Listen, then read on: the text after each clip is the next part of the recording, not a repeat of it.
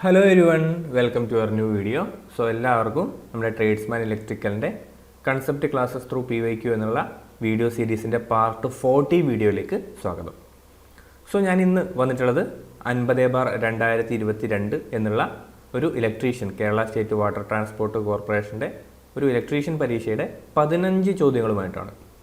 ഏകദേശം 40 ചോദ്യങ്ങൾ നമ്മൾ ഡിസ്കസ് ചെയ്തു. അതിൻ്റെ ബാക്കി വരുന്ന 15 ചോദ്യങ്ങൾ നമ്മൾ ഇന്ന് ഡിസ്കസ് ചെയ്യുന്നതായിരിക്കും. സോ തുടങ്ങിയാലോ?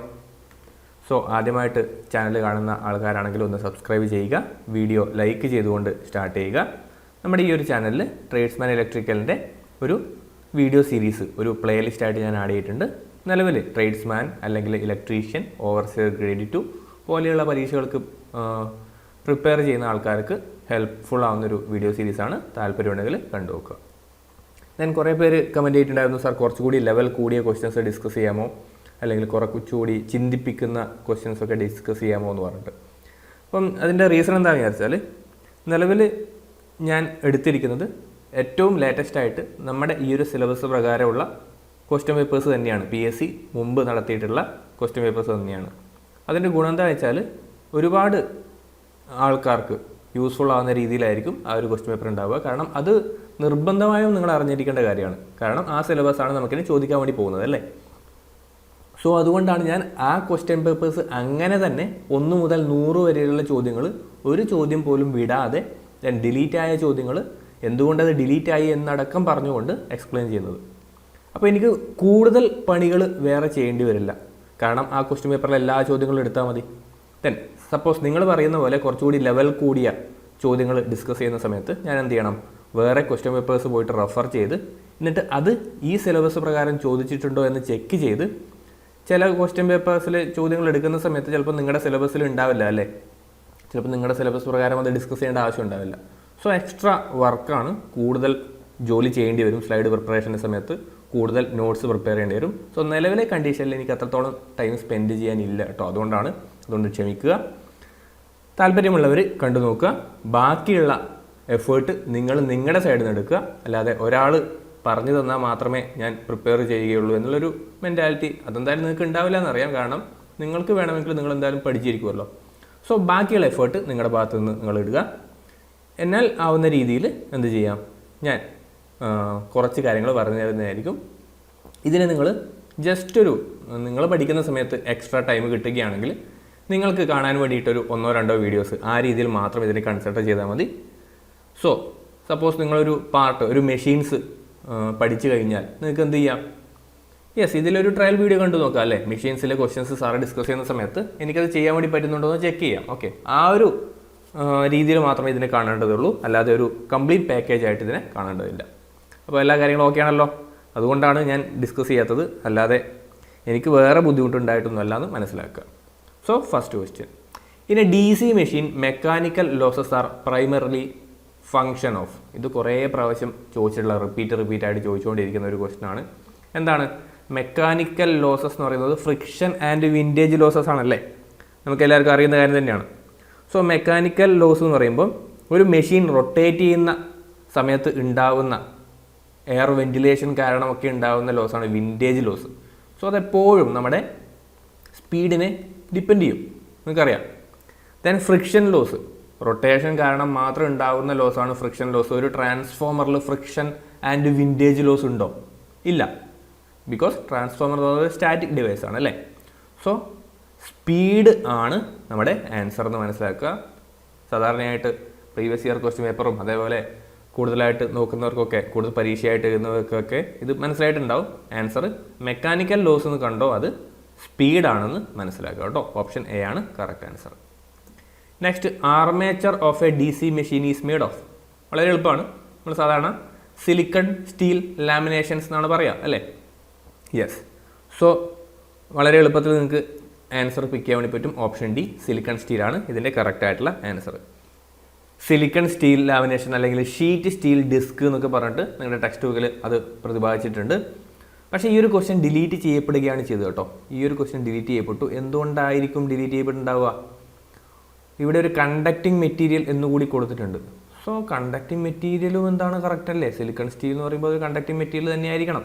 ഓക്കെ, സോ അതുകൊണ്ടായിരിക്കാം ചിലപ്പോൾ ഇതൊരു ഡിലീറ്റ് ചെയ്യപ്പെട്ടത്, അല്ലെങ്കിൽ വേറെ ഏതെങ്കിലും ഒരു ആൻസർ കൊണ്ട് ആൾക്കാർ വന്നിട്ടുണ്ടാവും. സോ ഈ ഒരു ക്വസ്റ്റ്യൻ ഡിലീറ്റ് ചെയ്യപ്പെടുകയാണ് ചെയ്തത്. കാരണം സിലിക്കൺ സ്റ്റീൽ തന്നെയാണ് ആൻസർ. സിലിക്കൺ സ്റ്റീൽ അല്ലെങ്കിൽ നിങ്ങളുടെ ടെക്സ്റ്റ് ബുക്കിൽ കൊടുത്തിട്ടുള്ളത് ഷീറ്റ് സ്റ്റീൽ ഡിസ്ക് എന്നാണ് കൊടുത്തിട്ടുള്ളത് കേട്ടോ. Armature is made of sheet steel disc എന്നൊക്കെയാണ് കൊടുത്തിട്ടുള്ളത്. അതുകൊണ്ടായിരിക്കാം ചിലപ്പം ഈ ഒരു ക്വസ്റ്റ്യൻ ഡിലീറ്റ് ചെയ്യപ്പെട്ടത്. സോ അതുകൂടി ഒന്ന് ഓർത്ത് വെക്കുക. Next, which D C motor has got maximum self loading property? ഏത് ഡി സി മോട്ടറാണ്? നമുക്കറിയാം ഷണ്ട്, സീരീസ്, ക്യുമുലേറ്റീവ്, ഡിഫറൻഷ്യൽ തുടങ്ങിയ ഡി സി മോട്ടോഴ്സ് ഉണ്ട്. അതിൽ ഏതിനാണ് മാക്സിമം സെൽഫ് ലോഡിംഗ് പ്രോപ്പർട്ടി ഉള്ളത്? സോ സെൽഫ് ലോഡിംഗ് പ്രോപ്പർട്ടി എന്നുള്ളത് കൊണ്ട് ഉദ്ദേശിക്കുന്നത് നമ്മൾ ലോഡ് കൂടുന്ന സമയത്ത് സ്പീഡും കൂടുക എന്നുള്ള ആ ഒരു കണ്ടീഷനാണ് സെൽഫ് ലോഡിംഗ് പ്രോപ്പർട്ടി ആയിട്ട് കണക്കാക്കുന്നത്. നമ്മുടെ ഡിഫറൻഷ്യലി കോമ്പൗണ്ടഡ് മോട്ടോറിൻ്റെ കേസിൽ നമ്മൾ ലോഡ് കൂട്ടുന്ന സമയത്ത് ഫ്ലക്സ് വളരെ വലിയ രീതിയിൽ തന്നെ ഫ്ലക്സ് കുറയുന്നുണ്ട്. അതിൻ്റെ ഭാഗമായിട്ട് സ്പീഡ് നന്നായിട്ട് കൂടും. അത് അൺസ്റ്റേബിൾ ആയിട്ടുള്ളൊരു കണ്ടീഷനാണ്. അപ്പോൾ ആക്ച്വലി ഈ ഒരു ഗ്രാഫ് ഏകദേശം ഈ രീതിയിലാണ് പോകുന്നുണ്ടാവുക. നമ്മളിപ്പോൾ സ്പീഡ് വേഴ്സസ് ടോർക്ക് വരക്കുകയാണെങ്കിൽ സ്പീഡ് വളരെ വലിയ രീതിയിൽ കൂടുന്നതായിരിക്കും. സോ ഇവിടെ ചോദിച്ചിരിക്കുന്നത് which has got maximum self loading property എന്നാണ്. സോ അതിൽ നമുക്ക് യൂസ് ചെയ്യാൻ വേണ്ടി പറ്റുന്ന ആൻസർ ഡിഫറൻഷ്യലി കോമ്പൗണ്ടഡ് മോട്ടോർ തന്നെയാണ് കേട്ടോ. നിങ്ങളുടെ ടെക്സ്റ്റ് ബുക്കിലും ഇതിനെക്കുറിച്ച് പറയുന്നുണ്ട്. പക്ഷേ മാക്സിമം സെൽഫ് ലോഡിംഗ് കപ്പാസിറ്റി ഉണ്ട് എന്നൊന്നും അവിടെ പറയുന്നില്ല. ലോഡിങ്ങിനെ കുറിച്ച് അവിടെ പരാമർശിക്കുന്നുണ്ട്. അപ്പോൾ മനസ്സിലാക്കി വെക്കുക. Next one, when a D C series motor is connected to an A C supply then, അതായത് ഒരു ഡി സി സീരീസ് മോട്ടോറിൽ നമ്മൾ എ സി കൊടുത്തു കഴിഞ്ഞാൽ എന്ത് സംഭവിക്കും? It will stop. It will run without any trouble. It may burn out. It will run with less efficiency and high spark at commutator. ഒരു D C മോട്ടോറിൽ A C കൊടുത്താൽ എന്ത് സംഭവിക്കും? എ സി എങ്ങനെ ഉണ്ടാവുക? അതിനൊരു positive half cycle and negative half cycle ഉണ്ടല്ലേ. നമ്മളിത് ഒരു ഡി സി മോട്ടോറിൽ കൊടുക്കാൻ വേണ്ടി പോവാണ് കേട്ടോ. അത് ഡി സി സീരീസ് ആണെന്നും പറഞ്ഞിട്ടുണ്ട്. അപ്പോൾ ഞാൻ ചെറിയൊരു ഫിഗർ ഇവിടെ വരക്കുകയാണ്. ഒരു സീരീസ് മോട്ടോർ നമ്മൾ കൺസിഡർ ചെയ്യുന്ന സമയത്ത് അതിനൊരു ആർമേച്ചറും ഉണ്ടാവും, അതിനൊരു സീരീസ് ഫീൽഡ് ഉണ്ടാവും അല്ലേ. സോ എ സി കൊടുക്കുന്ന സമയത്ത് എന്ത് സംഭവിക്കും? ഈ armature, both the armature and series winding will be in same polarity. നമ്മുടെ ഡി സി പോലെ തന്നെയാണ് ഏകദേശം ഉണ്ടാവുക. പോസിറ്റീവ് ഹാഫ് സൈക്കിളിൽ ഇത് രണ്ടും പോസിറ്റീവ് ആവും, നെഗറ്റീവ് ഹാഫ് സൈക്കിളിൽ ഇത് രണ്ടും നെഗറ്റീവ് ആവും അല്ലേ. അപ്പോൾ ഓരോ ഹാഫ് സൈക്കിൾസിലും ഇതിൻ്റെ ഡയറക്ഷൻ മാറുന്നുണ്ട്. രണ്ടിൻ്റെയും ഒരുമിച്ച് മാറുന്നതുകൊണ്ട് അതിന് വലിയ പ്രശ്നമൊന്നും ഉണ്ടാവാൻ സാധ്യതയില്ല. അത് റൺ ചെയ്യും. Okay, it will run. അതൊക്കെയാണ്, അത് റൺ ചെയ്യും. സോ സ്റ്റോപ്പ് ചെയ്യുകയില്ല. അതേപോലെ ഇറ്റ് വിൽ ബേൺ ഔട്ട്, ആ പ്രശ്നവുമില്ല. അത് റൺ ചെയ്യും എന്നുള്ളത് ഒരു സത്യമായിട്ടുള്ള കാര്യമാണ്. ഇനി എന്തെങ്കിലും പ്രശ്നം അവിടെ ഉണ്ടാവുമോ എന്നുള്ളതാണ്.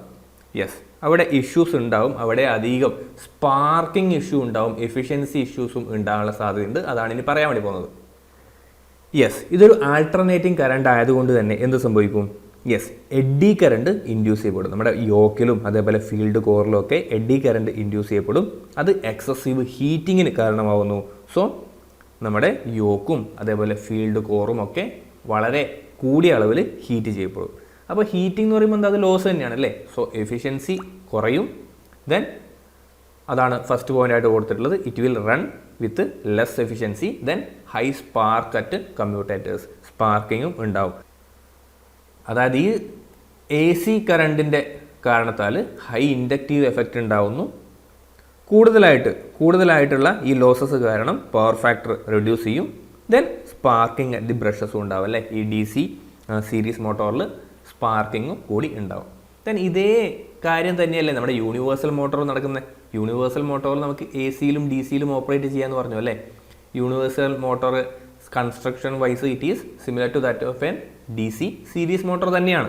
പക്ഷേ അവിടെ എന്താ നമ്മൾ എക്സ്ട്രാക്ട് ചെയ്തിട്ടുണ്ടാവുക? യെസ്, അതൊരു കമ്മ്യൂട്ടേറ്റർ ടൈപ്പ് മോട്ടറാണ്. നമ്മളതിൻ്റെ field core law hysteresis loss ഉള്ള ഒരു മെറ്റീരിയൽ കൊണ്ട് നമ്മൾ നിർമ്മിച്ചിട്ടുള്ളതാണ്. ദെൻ എഡ്ഡി കറണ്ട് ലോസ് ഒഴിവാക്കാൻ വേണ്ടിയിട്ട് ലാമിനേഷൻസും ഒക്കെ കൂടുതലായിട്ട് പ്രൊവൈഡ് ചെയ്തിട്ടുണ്ട്. So it is A special kind of D C series motor എന്ന് നമുക്ക് പറയാം. സോ മനസ്സിലാക്കുക, ഒരു നോർമൽ ഡി സി സീരീസ് മോട്ടോറിൽ നമ്മൾ എ സി കണക്ട് ചെയ്ത് കഴിഞ്ഞാൽ കുഴപ്പമൊന്നുമില്ല, അത് റൺ ചെയ്യും. പക്ഷേ ലെസ്സർ എഫിഷ്യൻസിയിലും ഹൈ സ്പാർക്കിങ്ങിലുമാണ് അത് വർക്ക് ചെയ്യാന്ന് മനസ്സിലാക്കുക. ഓക്കെ അല്ലേ? Yes. Next one, for a 4-pole machine wave winding is impossible with a armature conductor of. For a 4-pole machine wave winding is impossible with armature conductors of. Okay, ഏകദേശം idea കിട്ടിയില്ലേ? അതായത് ഒരു 4-pole മെഷീനാണ്, P C equal to 4 ആണ്, wave winding ആണ്. Wave winding എന്ന് പറയുമ്പോൾ എന്താ അവിടെ വന്ന നമ്പർ ഓഫ് പാരലൽ പാത്ത് 2 ആണ് അല്ലേ. സോ ആർമേച്ചർ കണ്ടക്ടേഴ്സിൽ പോസിബിൾ അല്ലാത്തത് ഏതാണ്? ഇതൊരു സ്റ്റാൻഡേർഡ് ക്വസ്റ്റ്യൻ തന്നെയാണ്, കുറേ പ്രാവശ്യം ചോദിക്കാറുണ്ട്. നിങ്ങൾക്ക് അഥവാ അറിയില്ലെങ്കിലും ഇതിൻ്റെ അകത്ത് നിന്ന് ആൻസർ പിക്ക് ചെയ്യാം. ഓക്കെ, നമ്പർ ഓഫ് പോൾസ് 4 ആണ് തന്നിട്ടുണ്ട്. ഓക്കെ, അപ്പോൾ ഈ തന്ന നമ്പേഴ്സിൽ ഏതാണ് 4 കൊണ്ട് ഡിവൈഡ് ചെയ്യാൻ വേണ്ടി പറ്റുന്നത് അത് ഒഴിവാക്കുക. എന്താ പറഞ്ഞേ? യെസ്, നമ്പർ ഓഫ് കണ്ടക്ടേഴ്സ് കണ്ടുപിടിക്കാനുള്ളൊരു ഈസി മെത്തേഡാണ്. നമ്പർ ഓഫ് പോൾസ് ഇവിടെ 4 വെച്ച് തന്നിട്ടുണ്ട്. അതുകൊണ്ട് തന്നെ നമ്പർ ഓഫ് പോൾസ് 4 എന്നുള്ള ആ നമ്പർ കൊണ്ട് ഡിവൈഡ് ചെയ്യാൻ വേണ്ടി പറ്റുന്ന നമ്പർ ഇതിനകത്തുണ്ടെങ്കിൽ അതിനെ ഡിലീറ്റ് ചെയ്യാം.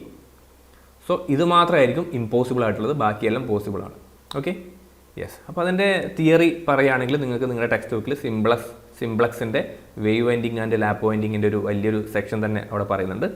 അവിടെ നമ്മൾ ആവറേജ് പിച്ച് YA എന്ന് പറയുന്നത് എന്തായിരിക്കും? Yes, Z number of conductors +or-2 divided by P എന്നുള്ളതാണ്. സോ ഈ സാധനം ഒരു ഇൻറ്റിജർ ആയിരിക്കണം. ഓക്കെ, ഈ സാധനം ഒരു ഇൻറ്റിജർ ആയിരിക്കണം. ഇൻറ്റിജർ എന്ന് പറയുമ്പോൾ ഒരു പൂർണ്ണസംഖ്യ കേട്ടോ, ഇൻറ്റിജർ ആയിരിക്കണം. സോ ഇത് പ്രകാരം Z എന്താ വരിക? Z ഈസ് ഈക്വൽ ടു ഇത് ഇപ്പുറത്തേക്ക് എടുക്കുകയാണ്, P × YA +or-2. അതായത് ഈ YA എന്ന് പറഞ്ഞ ഈ ഇൻറ്റിജറിനെ ഏതെങ്കിലും നമ്പർ ഓഫ് പോൾസ് വെച്ചിട്ട് മൾട്ടിപ്ലൈ ചെയ്തിട്ട്, ഇവിടെ നമ്പർ ഓഫ് പോൾസ് 4 അല്ലേ, അതിൻ്റെ കൂടെ +or-2 ചെയ്തതായിരിക്കണം. അതായത് നമ്പർ ഓഫ് കണ്ടക്ടേഴ്സ് എന്ന് പറയുന്ന ഒരു നമ്പർ എപ്പോഴും ഒരു 4ൻ്റെ ഗുണിതത്തെ 2 കൂട്ടിയതോ 2 കുറച്ചതോ ആയിരിക്കണം. അതായത് 4ൻ്റെ ഗുണിതം ആവാൻ വേണ്ടി പാടില്ല. സോ 34, 30, 38 എന്താ? യെസ്, 34 എന്ന് പറയുന്നത് 36 - 2 ആണ്. 30 എന്ന് പറയുന്നതോ? യെസ്, 32 - 2 ആണ്. 38 36 + 2 ആണ് അല്ലേ. ഇവനെന്താ? ഇവൻ 4ൻ്റെ ഗുണിതമാണ്. അതുകൊണ്ട് ബി പറ്റില്ല എന്ന് മനസ്സിലാക്കുക. ചിന്തിപ്പിക്കുന്ന ചോദ്യമാണോ? ഓക്കെ, ഓപ്ഷൻ ബി ആണ് കറക്റ്റ് ആൻസർ കേട്ടോ. Next one, where is field winding mounted in a DC machine? DC മെഷീനിൽ ഫീൽഡ് വൈൻഡിങ് എവിടെയാണ് നമ്മൾ വെച്ചിട്ടുള്ളത്? Stator, rotor, absent, anywhere on the stator or rotor. നമ്മൾ DC മെഷീൻസിലാണെങ്കിൽ സ്റ്റാറ്ററിലാണ് എന്ത് വെച്ചിട്ടുണ്ടാവുക? Field winding വെച്ചിട്ടുണ്ടാവുക. റോട്ടറിൽ ആർമേച്ചറാണ് ഉണ്ടാവുക അല്ലേ. യെസ്, കൺസ്ട്രക്ഷനൊക്കെ നിർബന്ധമായിട്ട് അറിഞ്ഞിരിക്കേണ്ടതാണ്. അത് ഏത് മെഷീനായാലും കൃത്യമായിട്ട് ധാരണ ഉണ്ടാവുക. എക്സാമിനേഷൻ ഹാളിൽ ഇരുന്നിട്ട് ചിന്തിക്കാൻ ഇടവരുത്തരുത് കേട്ടോ. Next, in normal DC machine operating at full load condition most powerful electromagnetic field winding, interpole and compensating winding together, armature winding.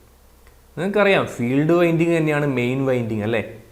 Yes, field വൈൻഡിങ്ങിൻ്റെ ഇടയിലായിട്ട് നമ്മൾ ഇന്റർപോൾസ് വെക്കാറുണ്ട്, കോമ്പൻസേറ്റിംഗ് വൈൻഡിങ് ഒക്കെ വെക്കാറുണ്ട്. പക്ഷേ ഇതിൽ ഏറ്റവും സ്ട്രോങ്ങസ്റ്റ് ആയിട്ടുള്ള വൈൻഡിങ് ഏതാ? മാഗ്നറ്റിക് ഫീൽഡ് ഏതാ? അത് മെയിൻ ഫീൽഡ് വൈൻഡിങ് തന്നെയാണ്. ഓക്കെ, സോ ഓപ്ഷൻ എ ആണ് കറക്റ്റ് ആൻസർ. ഫുൾ ലോഡ് കണ്ടീഷനിൽ, ബിക്കോസ് ഫുൾ ലോഡ് കറണ്ട് ആയിരിക്കും ഫ്ലോ ചെയ്യുന്നുണ്ടാവുക. സോ ആ കാര്യങ്ങളൊക്കെ ഒന്ന് ഓർത്ത് വെക്കുക.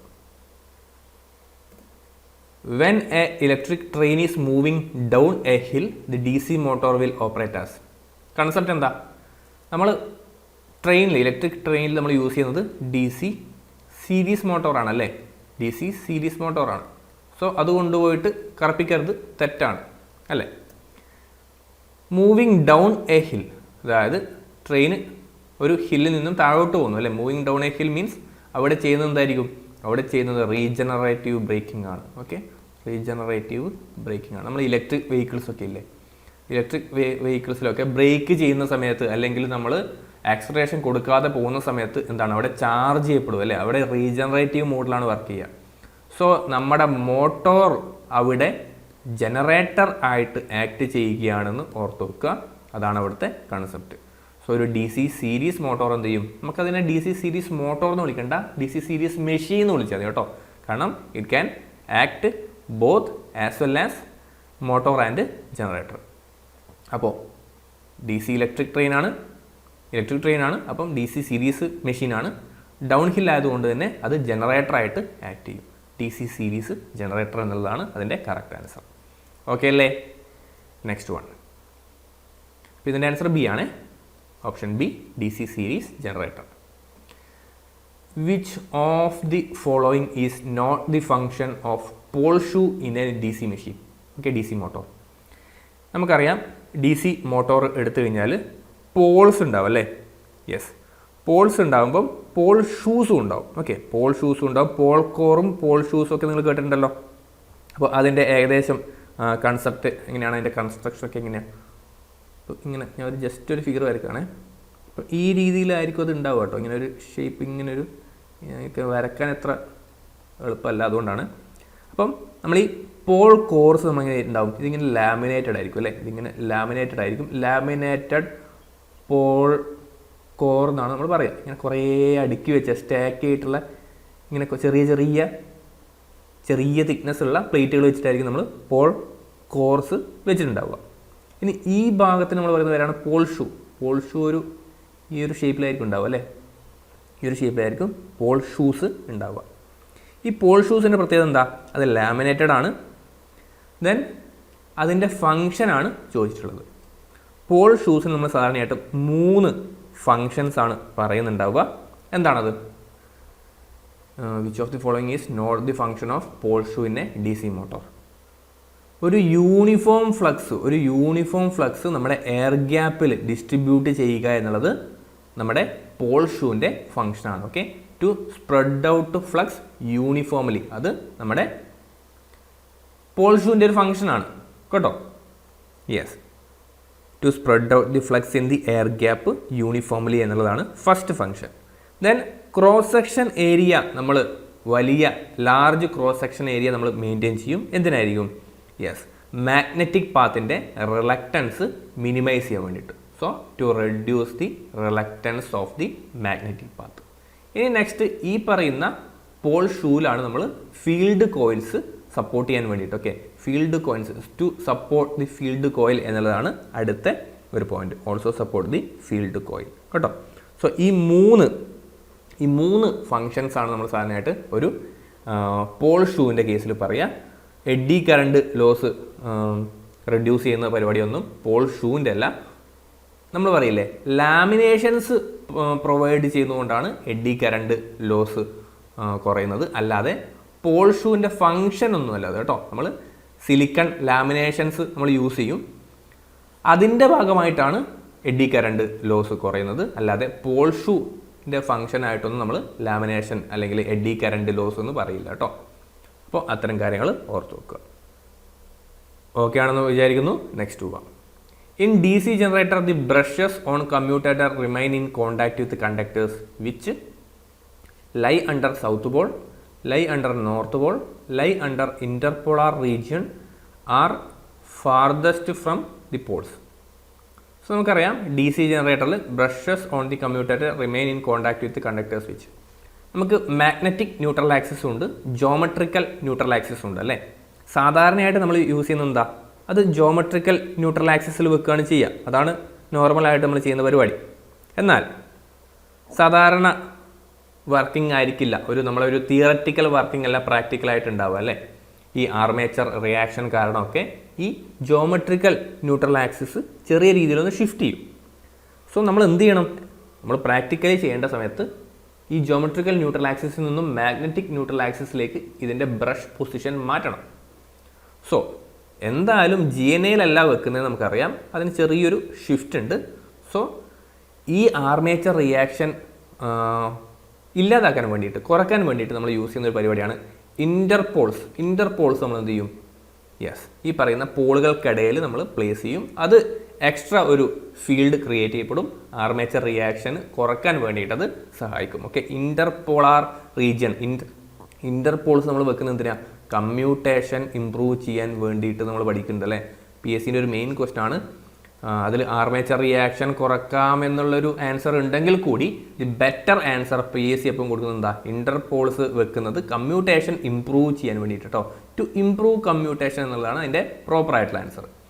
സോ ഈ brushes on commutator remains in contact with conductors which lie under interpolar region എന്നുള്ളതാണ് അതിൻ്റെ കറക്റ്റ് ആയിട്ടുള്ള ആൻസർ കേട്ടോ. യെസ്, എന്തിനായിരിക്കും? കമ്മ്യൂട്ടേഷൻ പ്രോസസ്സിന് വേണ്ടിയിട്ടുള്ള കറണ്ട് കളക്ട് ചെയ്യാൻ വേണ്ടിയിട്ട്. ഓക്കെ, സോ ഓപ്ഷൻ C ആണ് കറക്റ്റ് ആയിട്ടുള്ള answer. Next one, insertion of resistance in the rotor of an induction motor.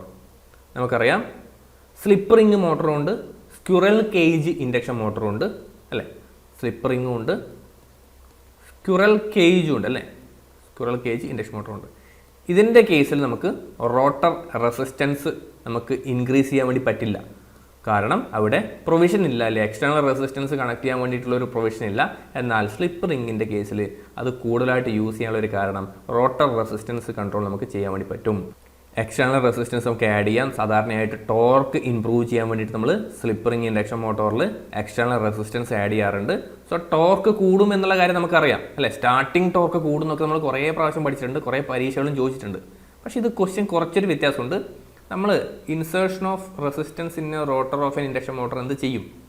Changes the magnitude of maximum torque developed. Yes, magnitude of maximum torque developed കൂട്ടും അല്ലെങ്കിൽ change ചെയ്യുന്നതാണ് പറയുന്നത്. Okay, torque കൂട്ടും നമുക്കറിയാം കേട്ടോ, അപ്പോൾ അതവിടെ ഒന്ന് വെച്ചേക്ക്. Okay, next changes the speed at which maximum torque is developed. Yes, correct, ഇതാണ് അതിൻ്റെ പക്കായിട്ടുള്ള ആൻസർ.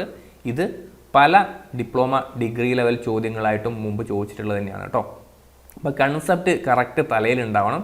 നമ്മൾ റെസിസ്റ്റൻസ് ഇൻക്രീസ് ചെയ്യുന്ന സമയത്ത് അല്ലെങ്കിൽ റെസിസ്റ്റൻസ് ആഡ് ചെയ്യുന്ന സമയത്ത് ഒരു പോയിൻ്റ് സ്റ്റാർട്ടിങ് ടോർക്ക് ഇൻക്രീസ് ചെയ്യും, അത് കറക്റ്റാണ്.